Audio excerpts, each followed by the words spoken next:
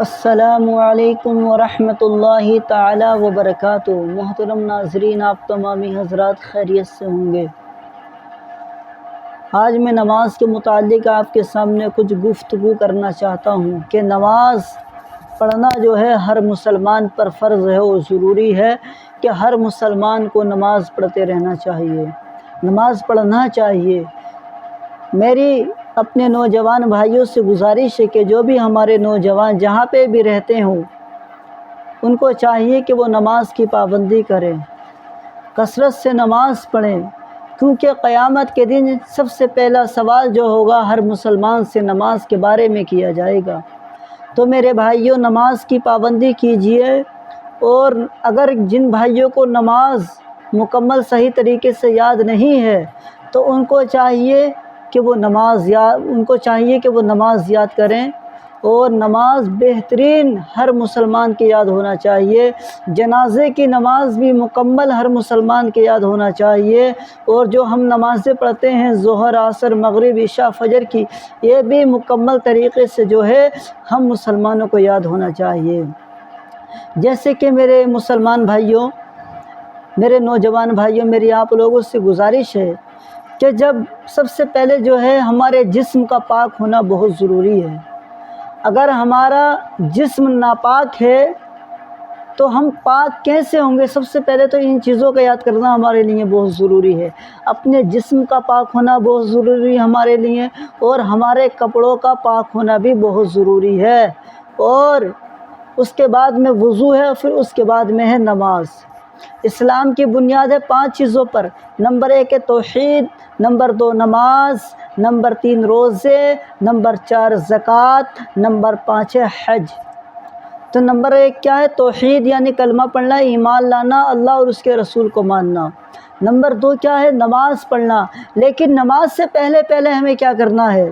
نماز سے پہلے ہمیں اپنے جسم کا پاک کرنا بھی ضروری ہے۔ نماز پڑھنے کے لیے جسم کا پاک ہونا ہمارے لیے ضروری ہے، اور ہمارے کپڑوں کا پاک ہونا بھی بہت ضروری ہے نماز ادا کرنے کے لیے، کیونکہ ہمارے کپڑے اگر ناپاک رہے، ہمارا جسم اگر ناپاک رہا تو ہماری نماز نہیں ہوگی۔ تو دوستو، غسل کرنے کا طریقہ کیا ہے؟ غسل ہمیں کیسے کرنا چاہیے؟ تو میرے عزیز نوجوان، میرے بھائیوں، جسم کو پاک کرنے کا طریقہ کیا ہے؟ اگر ہمارے جسم پہ اگر نجاست لگ جائے، نجاست لگی ہوئی ہے، تو سب سے پہلے جو ہے ہم اس نجاست کو صاف کریں۔ نجاست کو صاف کرنے کے بعد میں غسل میں ہے 3 فرائض، ان کا ادا کرنا بہت ضروری ہے۔ نمبر 1 ہے کلی کرنا، نمبر 2 ہے ناک میں پانی ڈالنا، نمبر 3 ہے سارے بدن پہ پانی بہانا۔ یہ ہے غسل کے فرائض، ان کا ہمیں ادا کرنا ہے ان کو، پھر اس کے بعد میں ہم نہانا شروع کر دیں، ٹھیک ہے؟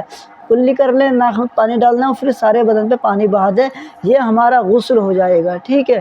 اسی طرح سے جو ہے ہمیں غسل کرنا ہے۔ اس کے بعد میں کپڑے پاک کرنے کا طریقہ کیا ہے؟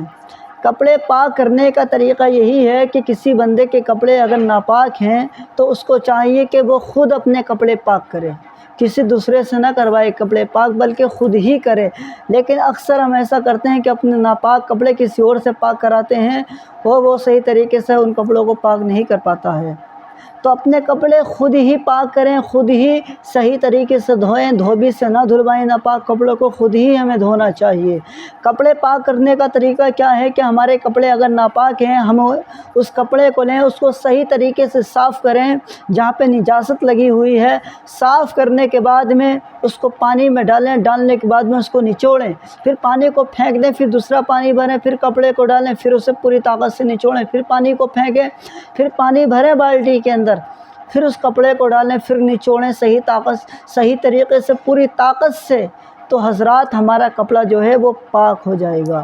اسی طرح سے میرے بھائیوں، ہمیں اپنی نمازیں بھی مکمل صحیح طریقے سے ہمیں نمازیں بھی یاد کرنا چاہیے، اور ہم سب مسلمانوں کو غسل کے فرائض، نماز کے فرائض، وضو کے فرائض، ان چیزوں کو بھی یاد کرتے رہنا چاہیے۔ السلام علیکم ورحمۃ اللہ وبرکاتہ۔